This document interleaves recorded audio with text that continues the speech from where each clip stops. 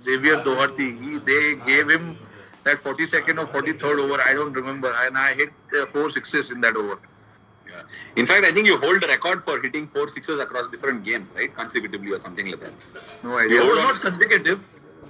It was not consecutive. It was 2, and then I hit a boundary, and then another one, and then there was double, and then another 6. I think. 6. Okay. If I remember, yeah, I don't remember that exactly, but yeah, that's how it was. And do you remember the number of 6s you hit in the game? Yeah, 16. Yeah, that was then the highest. I don't know if it's been beaten after that. 16 6s. When I went back inside, someone was telling me, yeah, if you would have batted another over or so, you would have broken Virendra Sehwag's record also. And what was that? I think it was 219. It doesn't matter anymore, does it? There's been 3. Yeah, I know. But imagine the expectations in the dressing room itself, yeah. They want me to score. Give you that comment? Yeah, if I'm not wrong, there was 3-4 guys. Okay. UV was one of them.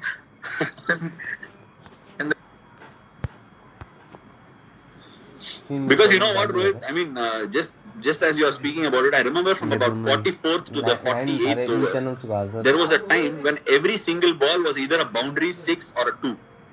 Because MS was running like a hare, and you guys were stitching this partnership. And like, in all honesty, as a bowler watching the game, you feel like you are in this Hunger Games, you know? Okay, guys, the batsmen are coming out here, the swords are out, and you are there to be given. Your neck is going to be chopped off. So any run that you guys were getting extra was obviously going to give the bowlers a better chance. I know, because see, when I started batting and when we were halfway through our innings, nearly about 25th, 30th over, I realized that this wicket is, flat and ball is travelling. It's a comparatively a little smaller ground than the rest of the grounds in India. So we thought, any score we get here is not going to be safe. I never thought we'll get nearly about 400. I think we got around 400. 380 odd, I think. 390 if I'm not wrong. So I never thought we'll get that much. And once we got that much, we got 390. We said, okay, probably they have a good batting lineup as well. They might come hard and try and put pressure on our bowlers also. Because anyway, 360s, 340s were being chased very easily in that tournament. Correct. In that series particularly, and that's, if I remember, so far in my ODI career, that's probably has been the run feast tournament I have been part of. Never ever I played such a high scoring series before this. So every game it was 300 plus. But do you think the series pattern emerged, or was the batting wickets the wickets were wickets? See, wickets even now when we play, wickets are good, but the quality of batting, from their side, from our side, was just unbelievable. They had solid batting lineup. We had solid batting lineup, but the bowlers we knew at the start of the tournament only that bowlers will be challenged here because, we had few inexperience in our bowling lineup. They had few inexperience in their bowling lineup. So either way, it was not so balanced or heavily bowling side from the other side. But we thought, okay, when we played the first game, we thought, okay, it's not going to be. This was the only game probably where the teams have scored 360. I don't think it's going to happen from here on. But second game again we played. I think second game was Mohali. Nagpur and Mohali both. Yeah. No. Second game Jaipur, then Mohali, and then Nagpur. I think we kept hitting back, didn't we? Yeah. First game Pune we lost. 290 odd we were chasing and we lost. I'm confused. I think Jaipur was the first game. No, we lost the first one. We came back in the series. 100%. Okay. So second was Jaipur. Third one was I think again Mohali. I'm not sure if it's Mohali or Nagpur, but one of the two, surely. But even Mohali, we batted first and we got 300. I think MS batted well in that game. Yeah, he got runs. Yeah, I think we came back. We came back from behind. We looked ahead in the game, and then James Faulkner played that blinder and got it. Yeah, he played. He was batting well in that tournament. He batted very well in that series. He got 100 in that game where I got 200 also. Correct, he did. No, but Rohit, tell me something. What do you remember from the first innings when you ran Virat out? Because there is a little grand in the sense it's not about whose mistake here. That's not where I'm getting at. I don't want fan clubs throwing their chakus at me. But I'm saying when Virat gets run out, there is a trend that you go on to make a big score. What is it? It puts more onus on you? It happened twice. Even when I scored 264, he got run out in that game and I went on to score 264. But in that Bangalore game also, he was on the strike and he punched the ball, if I'm not wrong, from the right-hand side of the bowler.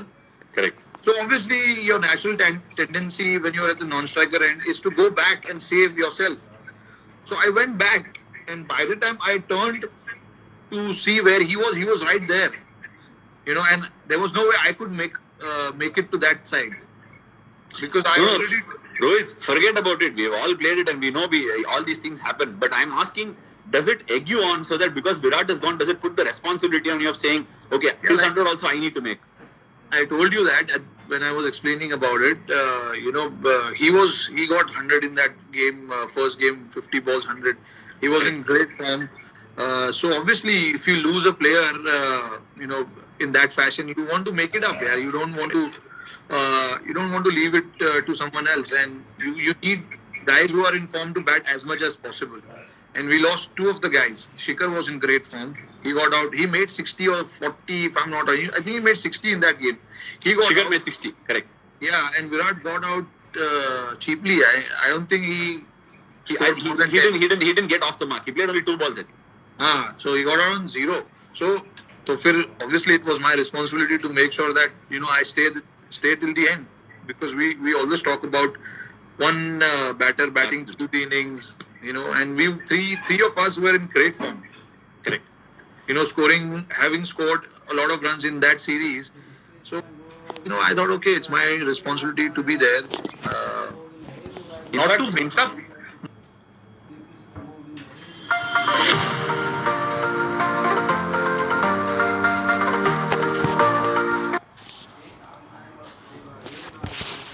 Runs and make sure that okay, now 2 of our senior players or informed batsmen are out. Now I got to make the most of it.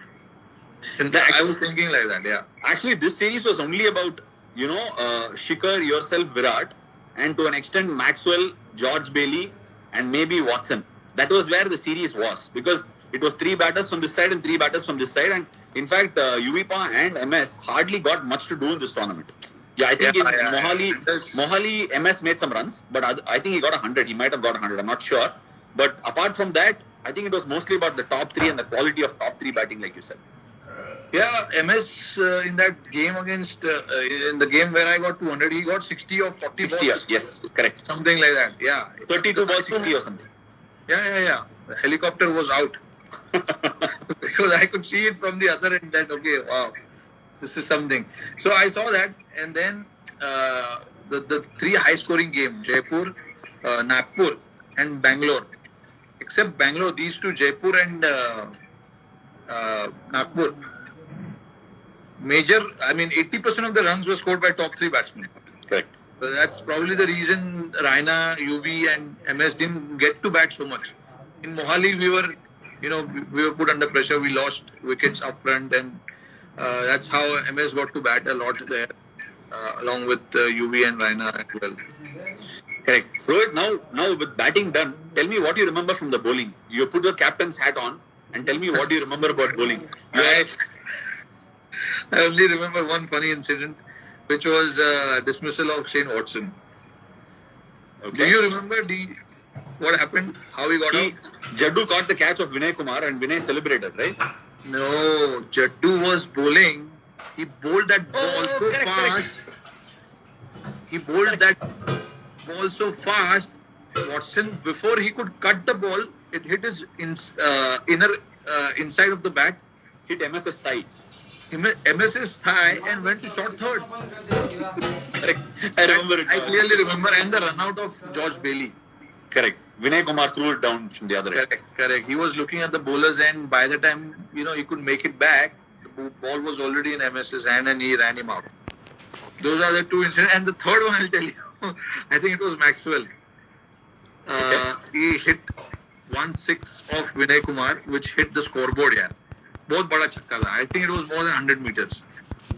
Yeah, And I Maxwell, I think played a game because the way they were batting and they were way ahead of run rate required. But Rohit, the interesting fact that we are all missing in all.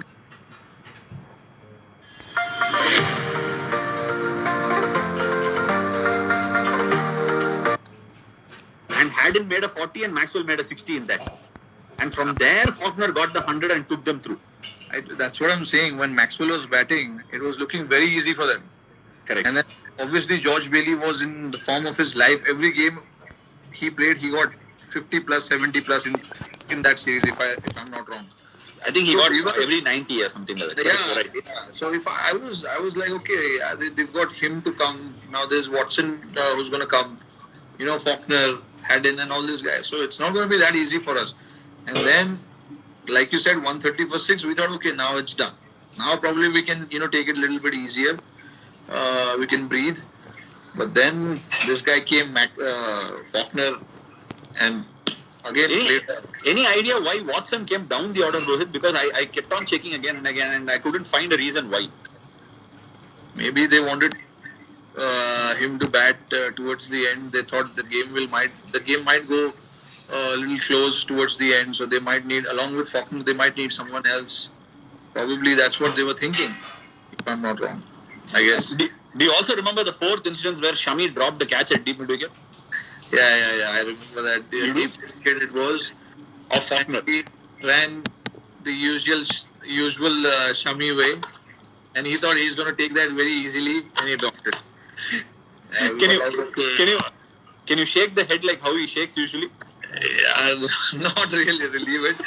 Leave it when we meet, and I can do that. But I mean, we all were so pissed at him, seriously, because we thought, okay, this is this is going to be tough now for us because, and a guy like him batting the way he was, and you drop a catch at that point, you start thinking about so many things then, and the last thing we wanted was to drop anyone's catch, especially Faulkner. Correct. I remember we dropped him at Mohali and he made us pay for it. He won the game. He won the game. He got 70, 80 something, I think. It's just 40 balls, 40, 45 balls.